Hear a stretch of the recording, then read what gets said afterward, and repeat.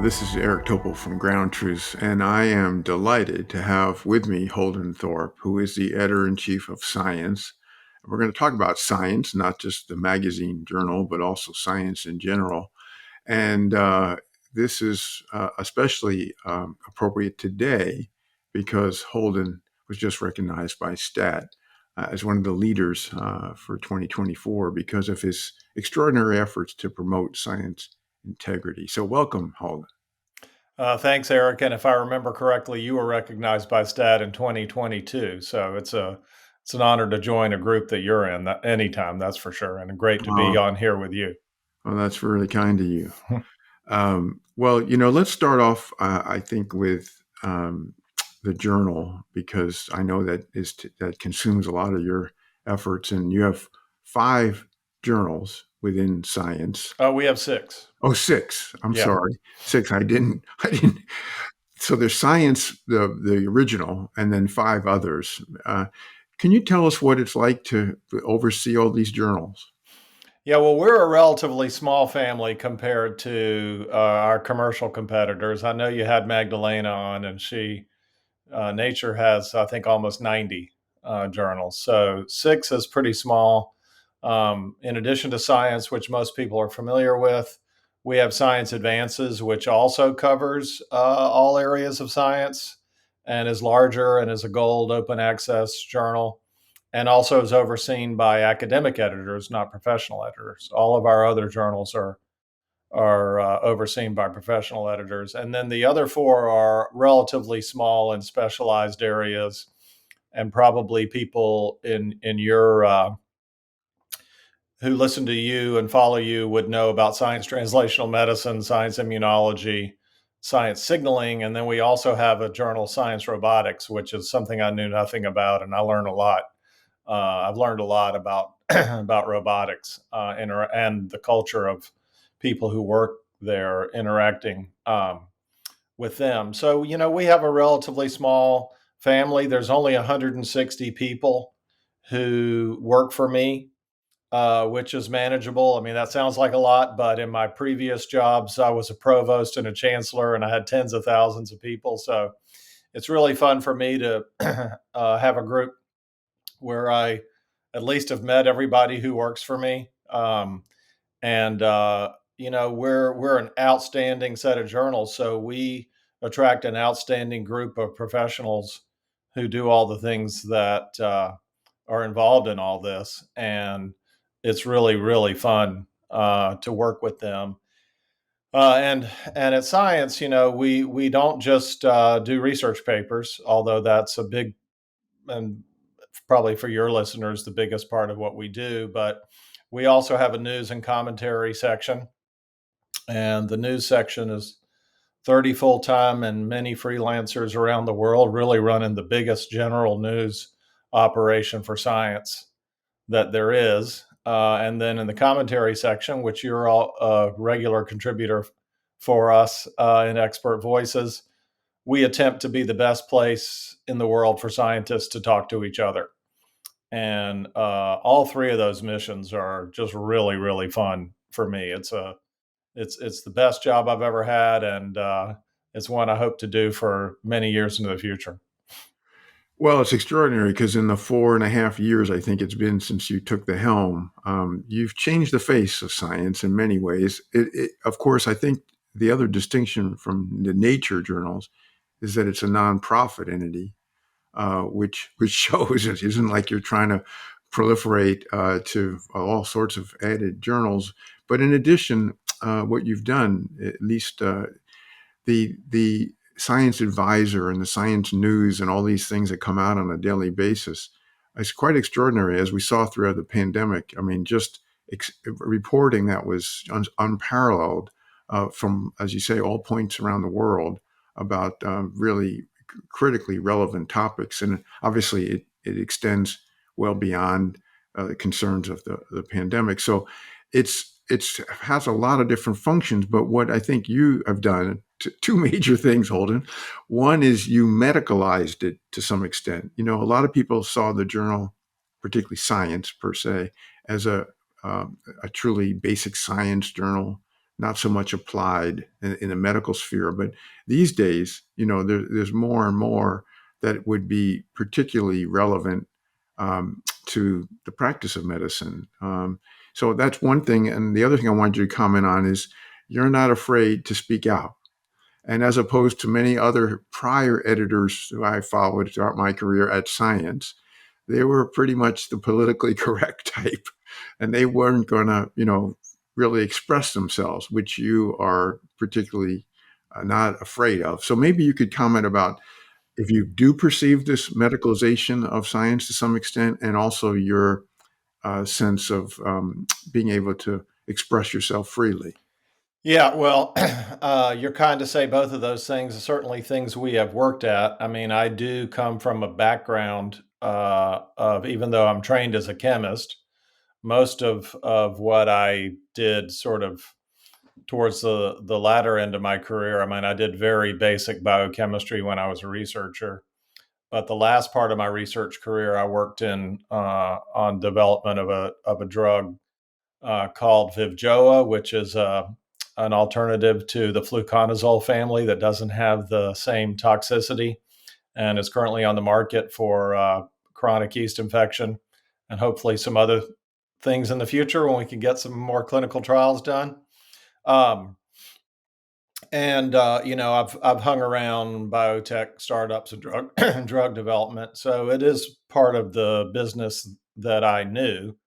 And I think the pandemic really gave us an opening because Val DeVinson, who's now the executive editor and runs all of life sciences for us and policies for the journal, she was so well known in structural biology that most of the first important structures in COVID, including the spike protein, all came to us. I mean, I remember Oh yeah, crystal clear yeah. February of 2020. She came in my office and she said, "I got the structure of the spike protein." And I said, "Great, what's the spike protein?" Turned out later became the most famous protein in the world, at least temporarily. Insulin may be back to being the most famous protein now, but spike protein was up there. And then that kind of cascaded into all the main protease and many of the structures that we got. And we seized on that for sure to kind of broaden our focus. We had the Regeneron antibodies, we had the Paxlovid paper, and all of that kind of opened doors for us. And we've also now we have two clinical editors at Science, Priscilla Kelly and Yevgenia Nuisevich. Um, and then the insight section, somebody that you work with closely, Gemma Alderton, she is very fluent in clinical matters. And then, of course, we've had science translational medicine, and we seek to continue to strengthen that. And science immunology was very much boosted by COVID. And actually, science immunology is now, I think, probably if you care about impact factors, the second highest specialized immunology journal after immunity. So yeah, we've made so the I've put some emphasis on it for sure, but I think the pandemic also really helped us. As far as me speaking out, a lot of people maybe don't remember, but Don Kennedy, who was the editor in the early 2000s, who had been the Stanford president, he was similarly outspoken. It's funny, sometimes people who disagree with me say, well, Don Kennedy would never say anything like that. And then I can dig up something that Don Kennedy said that's just as aggressive as what I might have said. But you're right. Bruce Alberts was very focused on education, and each one of us has had our own different way of doing things. But when Alan Leshner hired me, and Sudip Parikh reinforced this when he came on, I mean, he wanted me to liven up the editorial page. He explicitly told me to do that. I may have done more of it than he was expecting. But he still, Alan and Sudip both still remain very supportive of that. I couldn't do what I do without them, and I also couldn't do it without Lisa Chong, who makes all my words sound so much better than they are when I start. Um, and Yeah, it kind of fed on itself. It started with the pandemic. I think there was an inflection when Trump first said that COVID was just the flu, and when he, said some really ridiculous things about the vaccine, and that's kind of where it started. And I guess my philosophy was, I was thinking about people who are, they've got a spouse at home whose job might be disrupted. They got children they're got to take who are out of school, and somehow they managed to get themselves to the lab to work on a vaccine or some other aspect of the pandemic to try to help the world. What would those people want their journal to say when they came home and turned the news on and saw all these politicians saying all this ridiculous stuff? That was really the sort of mantra that I had in my head, and that kind of drove it. And now I think we've sort of established the fact that it's okay to comment on things that are going on in the world. We're editorially independent. The SUDIP and the AAAS board treat us as being editorially independent. I don't take that for granted, um, but it's a privilege to, as I sometimes tell people, my apartment's 4 blocks from the White House. Sometimes I'm over there typing things that they don't like. And, that tradition is still alive in this country, at least for the time being. And I try to make the most of it. Well, and especially as you already touched on, Holden, when there's a time when the intersection of politics and science really came to a head, and still, we're dealing with that, and that's why it's been so essential to get your views as the leader of such an important journal that is, publishing some of the leading science in the world on a weekly basis. Now, one of the things I do want to get into, this other track that you also alluded to, you went from a chemist, and you eventually rose to dean and chancellor of University of North Carolina, and also the provost of Washington University, two of our best institutions academically in the country. I would imagine your parents, who were both UNC grads, would have been especially proud of you being the chancellor of It's the true. university. Yeah, unfortunately, my father wasn't there to see it, but my mother, as I always tell people, my mother very much enjoyed being the queen mother of her alma mater. Yeah, I would think so. Oh my goodness. But that gives you another perspective that's unique, having been in the senior management of two, really prestigious institutions. And this past year, a lot has been going on in higher education. And you have, again, come to the fore about that. So let's just first discuss the Stanford debacle. The president there. Could you kind of give a synopsis? You did some really important writing about that, and what are your thoughts looking back on the student who happens to be Peter Baker's and Susan's son? Two incredible journalists at the New York Times and New Yorker who broke the story at the Stanford Daily as a student, and then it led to eventually the president's resignation. So, what were your thoughts about that? Yeah, so it's a complicated and sad story in some ways, but it's also fascinating and very instructive. And two of the papers were in science, two of the three main ones. The other one was in cell. And we had made an error along the way because Mark had sent a correction in, which for some reason never got posted.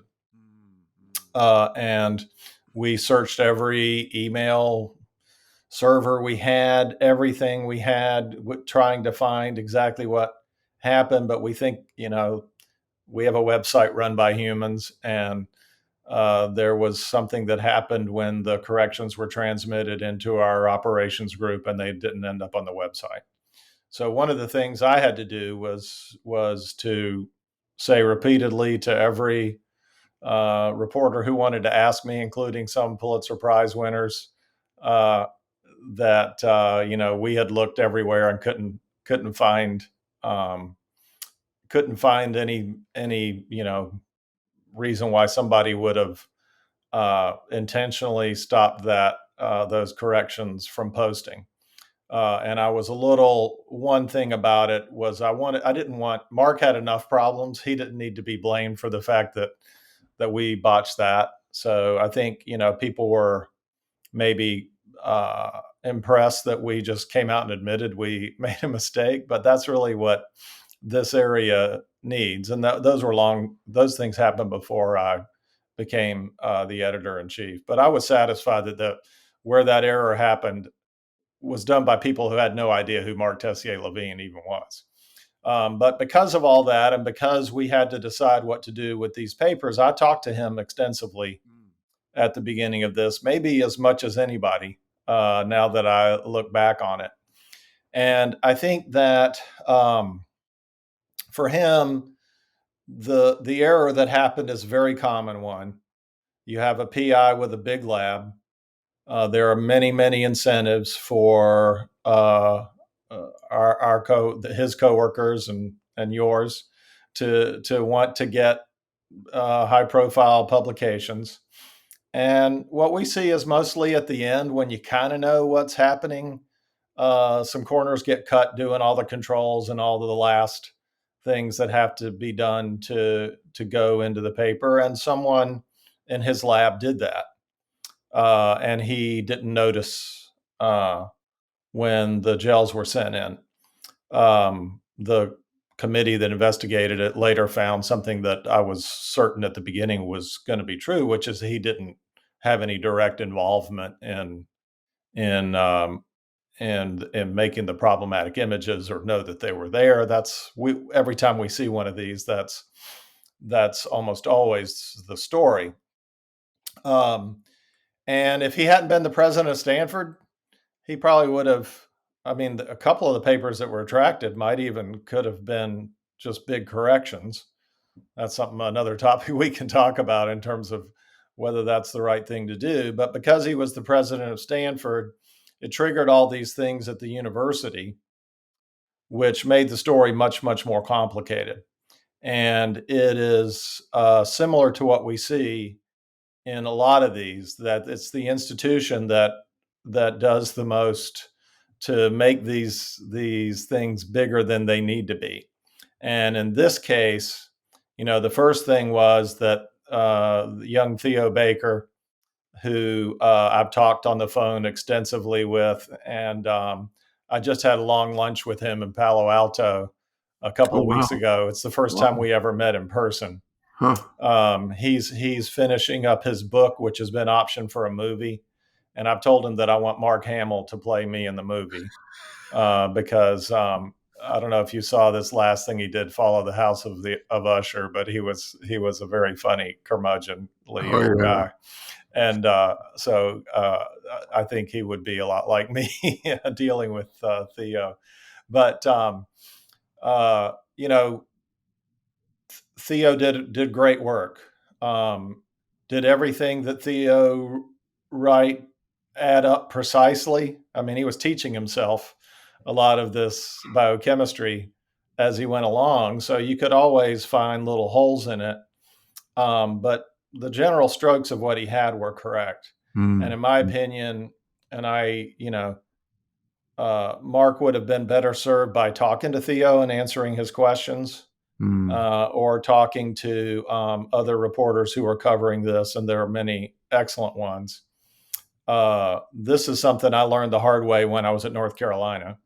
It's always better for the president to just face the music and answer the questions instead of doing what they did, which is stand up this long and complicated investigation.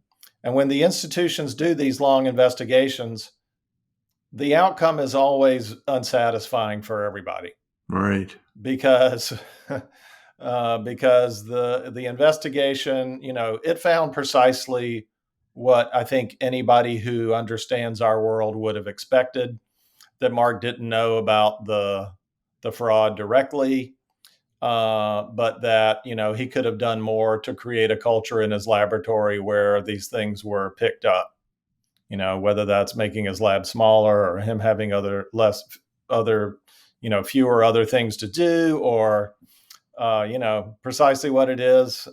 People could speculate, but of course that's what always happens in these. So the report produced exactly what any reporter who's covered this their whole lives would have expected it to produce.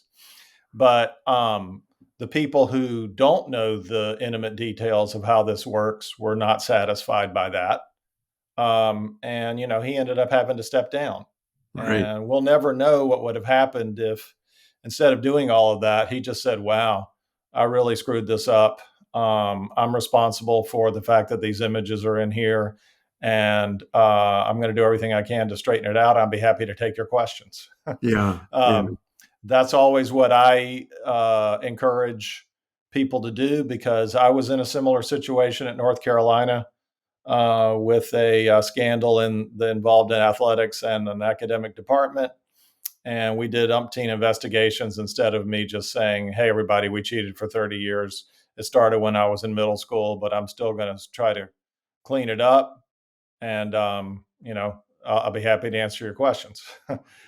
um, and instead, we get lawyers and PR people and all these carefully worded statements, and it's all prolonged. And we see that in every research integrity matter we deal with. And there are a lot of other things in higher education that are being weighed down by all of that right now. Yeah. One of the things that is typical when a university faces a crisis, and we're going to get into a couple others in a moment, is that they get a firm, and the PR firm says, just say you're going to do an investigation because that'll just put it out of the news, take it out of the news. It doesn't work that way.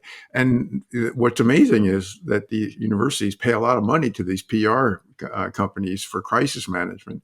And, being forthright may indeed be the answer, but that doesn't happen as best as we can see. I think you're suggesting a new path that might be, not just relevant, but the way to get this on the right course quickly. I want to turn to two other.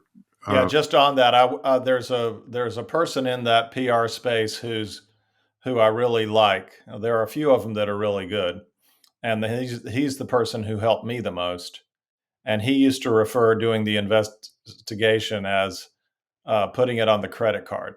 yeah, yeah, Okay, exactly. because you still have to pay the credit card bill Yeah, after you charge something, and yeah. and Better to that's write a check. that's it's better to write a check, yes, because that 18% interest can Yeah, add up pretty quickly. I like that metaphor.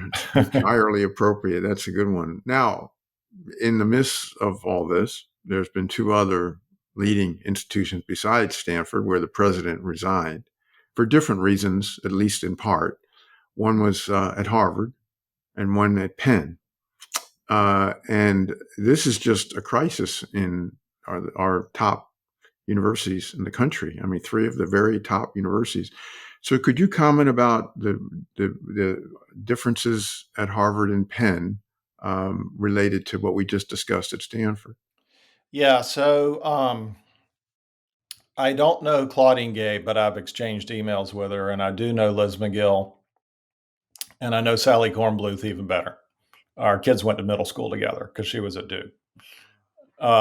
And I think Sally is in good shape, and she did a little bit better in the hearings because I think she was a little more forthcoming than Liz and Dr. Gay were.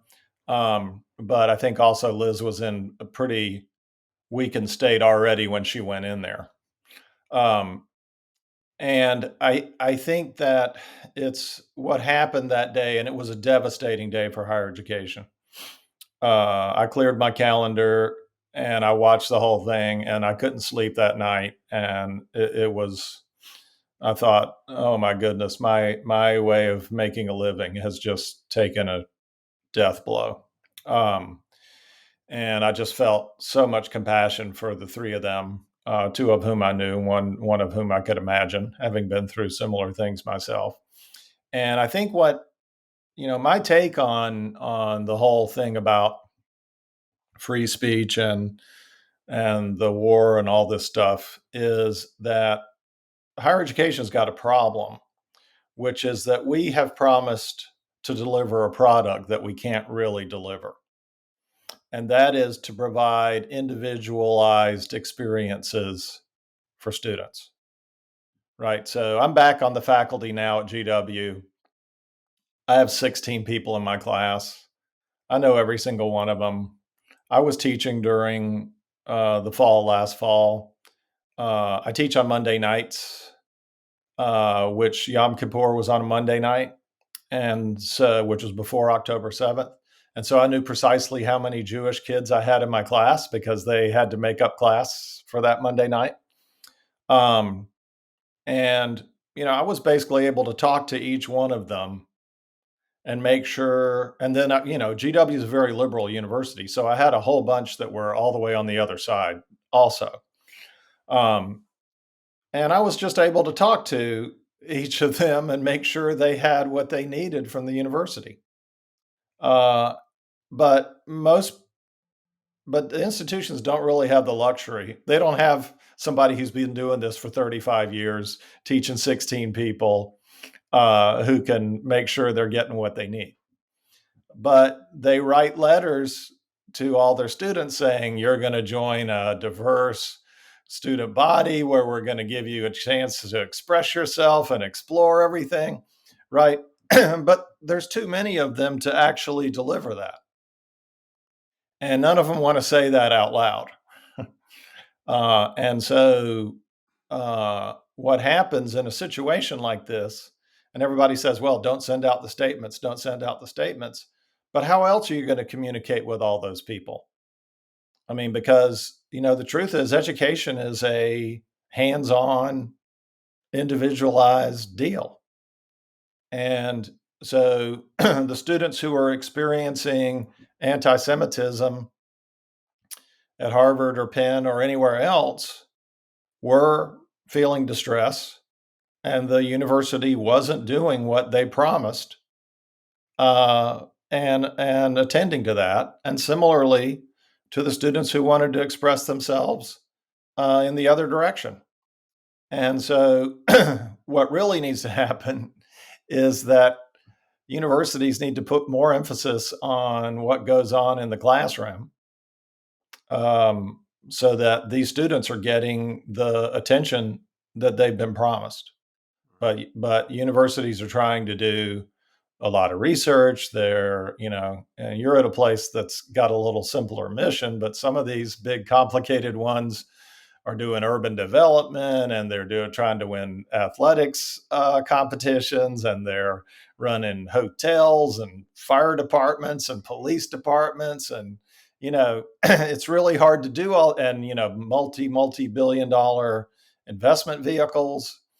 It's really hard to do all that and keep the welfare of a bunch of teenagers up at the top of the list. And so I think really what we need around this topic in general is a reckoning about this very point. Now, as far as how to have gotten through the hearing a little better, I mean, what they said was technically correct. No question about that. But where they struggled was in saying things that would cause them to admit, that they had failed at doing what they promised for the people who are feeling distressed. And, again, that's kind of my mantra on all these things, whether it's student affairs or research integrity or anything else. The universities have made massive commitments to do probably more things than they can. And rather than fessing up to that, they just bury the whole thing in legalistic bureaucracy. And it's time for us to cut through a lot of that stuff. I couldn't agree Yeah, more and in on that. Claudine's case, um, I think the plagiarism thing. I wrote a piece in the Chronicle that just kind of tried to remind people that the kinds of plagiarism that she was punished for, in my opinion, too much of a punishment, um, is stuff that we routinely pick up now with Authenticate and other tools in scholarly publishing, and people just get a report that says, "Hey, maybe you want to reward this," um, and that's it. If it doesn't change the academic content of the paper, we hardly ever even pay attention to that. So she was being subjected to a modern tool that didn't exist when she wrote the stuff that she wrote. And it's the same thing with image analysis, right? When Mark Tessier Levine made his papers, Elizabeth Bick wasn't uh, studying images, and we didn't have Proofig and Image Twin to pick these things up. So we're taking today's tools and applying them to something that's 20 years old that was produced when those tools didn't exist. So you can debate whether that matters or not, but in my opinion, it does. Yeah, that's bringing us to the next topic I wanted to get into you Okay. with, which is AI. So you've already mentioned about the AI detection of image, which we used to rely on uh, Elizabeth as a human to do that, and now it can be done through AI as Well, well. it doesn't get everything. So I keep telling Elizabeth she doesn't have to worry about being put out of business. Right. But then there's also, as you said, about text detection. And then there's also, as you've written in Science, the overall submission of papers where a GPT may have had significant input to the writing, not just to check the spelling or check minor things. And so I wanted to get your views because this is a moving target, of course. I mean, it's just the capabilities of AI have just been outpacing, I think, a lot of expectations. Where do you see the intersection of AI and science publishing now? Because, as you said, it changes the ground rules for picking up even minor unintended uh, errors or self plagiarism or whatever. And now it changes the whole landscape considerably. Yeah, so I think you said the most important thing, which is that it's a moving target. And, you've been writing about this for medicine for longer than just about anybody. So you've been watching that moving target. We started off with a very restrictive stance. And the reason we did that was because we knew it would keep moving. And so we wanted to start from the most restrictive possible place and then sort of titrate in the things that we allowed, because we didn't want to go through the same thing we went through with Photoshop when it first came along. Like all these altered images that we keep talking about, by far the most papers that surface are from the period between when Photoshop became a tool and when we finally had sort of a consensus as a community in terms of what was okay and what wasn't okay to do with your gels when you process the images. And we didn't want the same thing with words, where we allowed people to use Chat GPT to write, and then a few years later decided, oh, this thing wasn't permissible. And then we have to go back and relitigate all those papers. We didn't want to do that again. So we started off with a pretty restrictive stance, which we've loosened once, and we'll probably loosen more as we see how things evolve. And what we keep looking for is for entities that don't have a financial interest to issue guidelines, right? So if it's another journal, especially a commercial journal that makes money on the papers, well, you can imagine that these tools are going to give us even more papers. And for a lot of these entities that charge by the paper, they have a financial incentive for people to use ChatGPT to write papers. So we look for, societies and coalitions of academics who have come together and said these things are okay. And the first one of those was when we decided that it was okay, for example, if you are not an English speaker natively, to have ChatGPT work on your prose. Now, there are lots of people who disagree about that ChatGPT is good at that. That's a separate matter. But we felt we got to a point. I forgot when it was, a couple months ago, where it was we could amend our policies and say that we were going to be more tolerant um, of text that had been done by Chat GPT, as long as the people who sign the author forms realize that if it makes one of these hallucinating errors that it makes and it gets into the paper, that's on them. Um, whether that actually saves you time or not, I don't know. I also have my doubts about that. But that's kind of where we're going. We're watching these things as they go. We're still very restrictive on images. And there was this debacle in this Frontiers paper a couple of weeks ago with a ridiculous image that got through. So right now we're still not allowing illustrations that were generated by the visual counterparts of Chat GPT. Will we loosen that in the future? Maybe, as things evolve. So, when we did our first amendment, some of the reporters, they're just doing their job saying, well, can you not, you can't make your mind up about this. And I'm like, no, you don't want us to make up our mind once and for all. And by the way, science is something that changes over time also.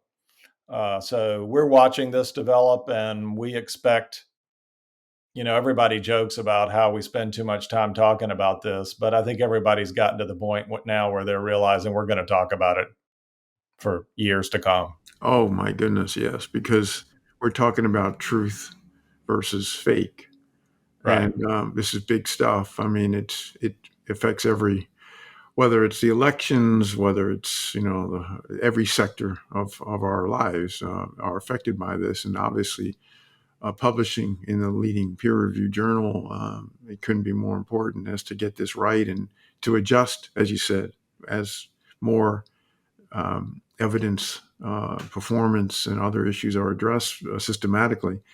That does get me to self-correcting science, something else you've written about, which is kind of self-correcting as to how we will understand the use of large language models and generative AI. But this you get into science in many different ways, whether it's through the celebrity idea, how has to adapt and correct, and that there's a miscue from the public about when it evolves and it's actually that science. So maybe you could kind of give us your perspective about you are continuing to reassess what is science, as we'll get into more about that in a moment.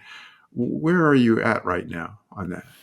Yeah. So my general sort of shtick about science is to remind people that it's done by human beings who have all different kinds of different brains, who come from different backgrounds, who have all the human foibles that you see in any other profession. And I think that unfortunately, a lot of, and we brought some of this on ourselves, we've kind of taken on an air of infallibility from time to time, or as having the final answer. When, if you go back just to the simplest Karl Popper and Thomas Kuhn, early writings in the philosophy of science, it's crystal clear that uh, science is something that evolves. It's something done by sometimes thousands or even hundreds of thousands or millions of people, depending on the topic. And it's not the contributions of any individual person, hardly ever. But yet, we continue to give Nobel prizes and Hmm. hold up various individual scientific figures as being, um, representative of. They're usually representative of many many people, Right. and it's a process that continues to change. And as I always point out, if you want to get a paper in science, it's not good to say, "Hey, here's something everybody thought, and we tested it, and it's still correct." That's usually not a good way to get a science paper.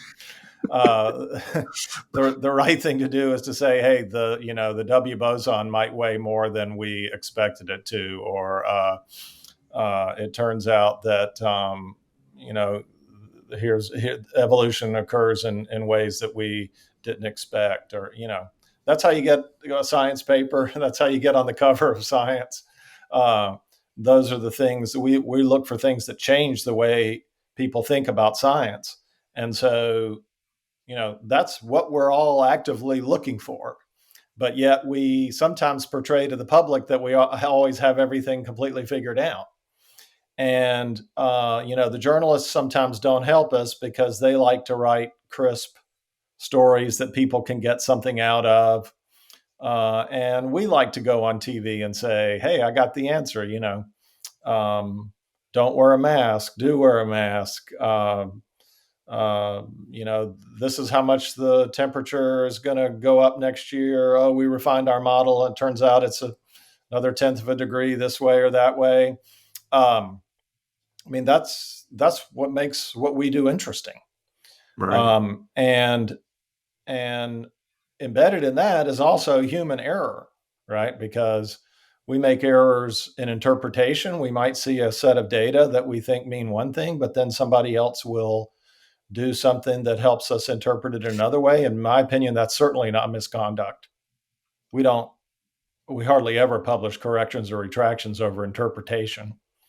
We just publish more papers about that, unless it's some very egregious thing.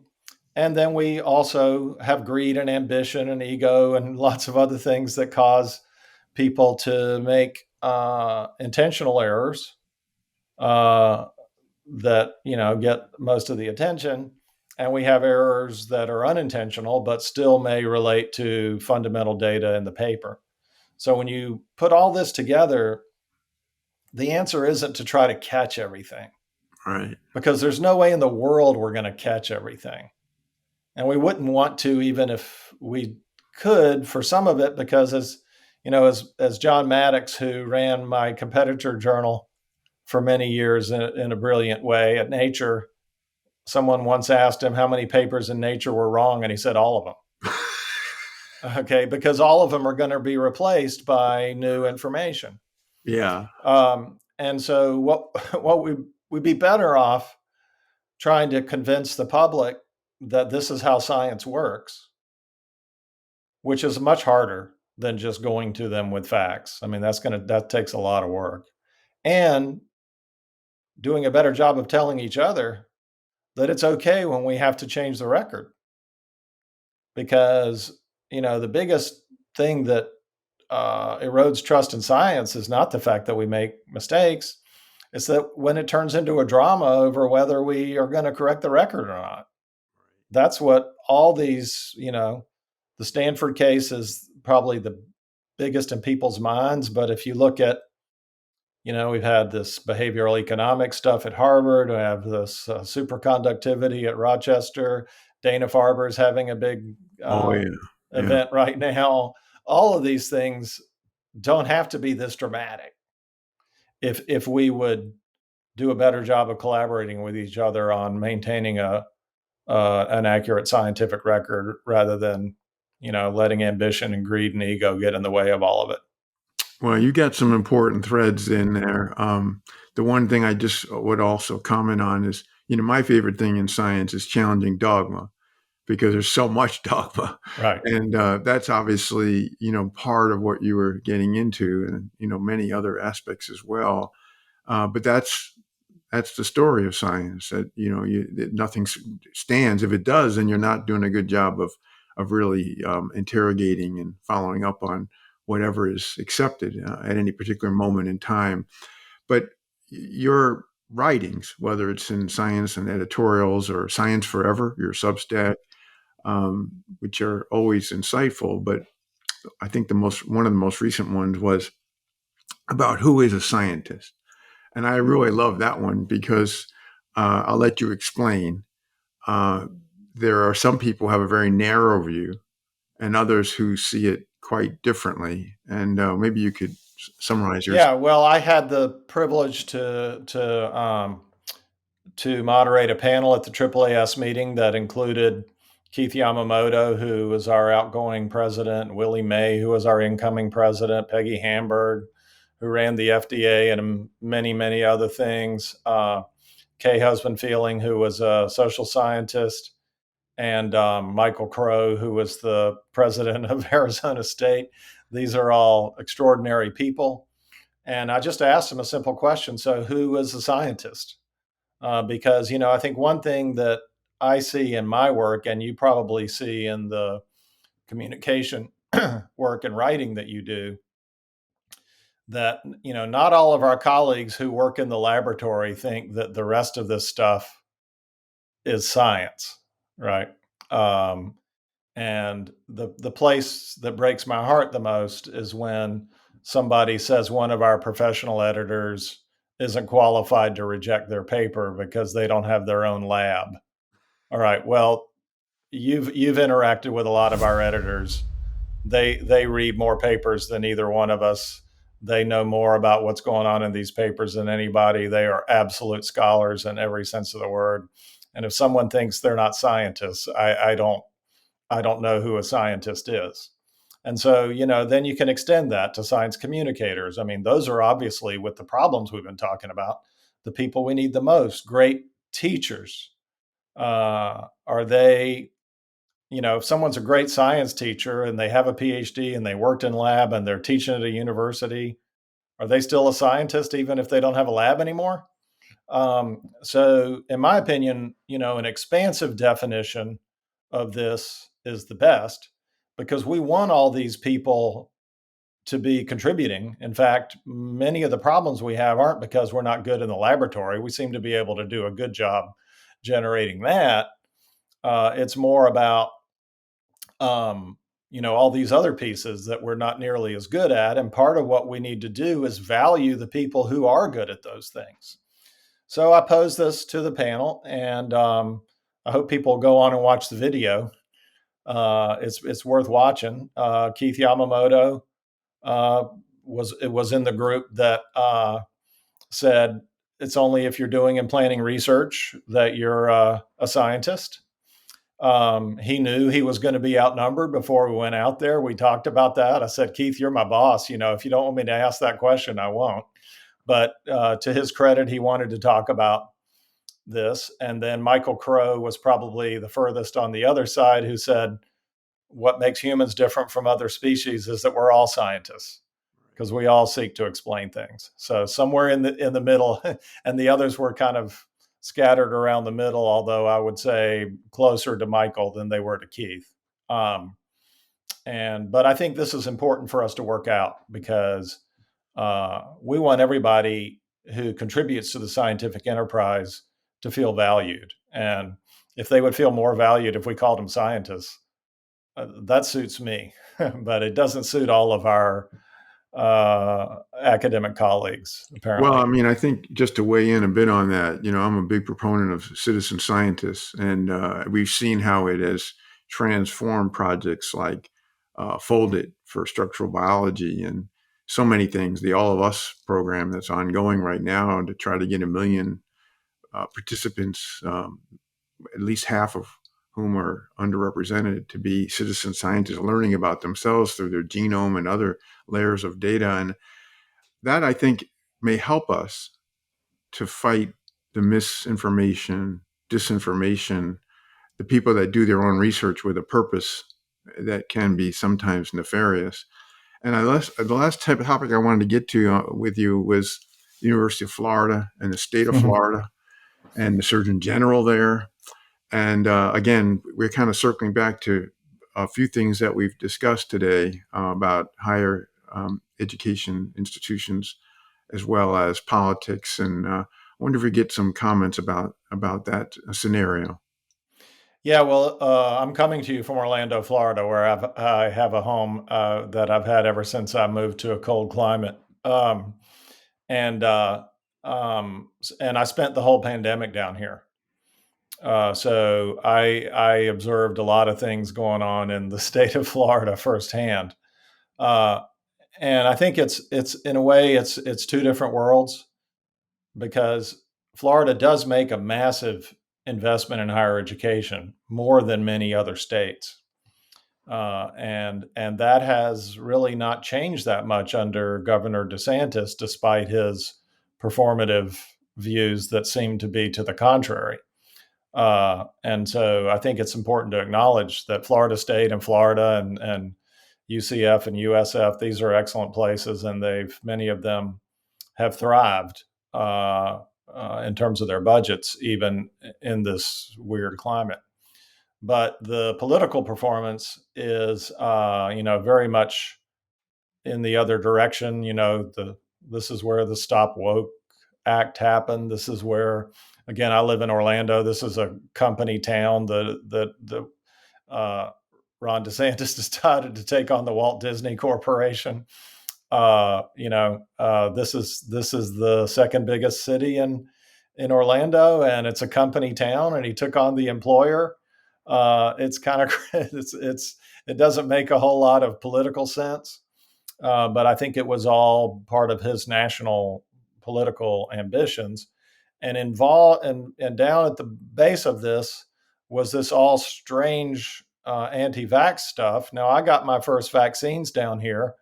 I went to public places that were organized by the Army Corps of Engineers that were at public uh, properties. It was at a community college here in Orlando. It was extremely well organized. I had no problem. I was there 10 minutes, got my vaccines. It was extremely well organized. But at the same time, the guy's on TV saying, the vaccine's not any good.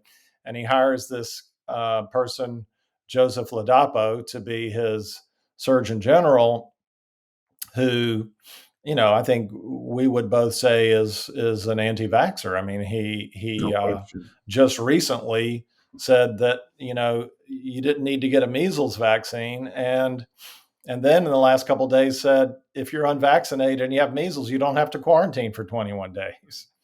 Now, it really would be disastrous if measles came back.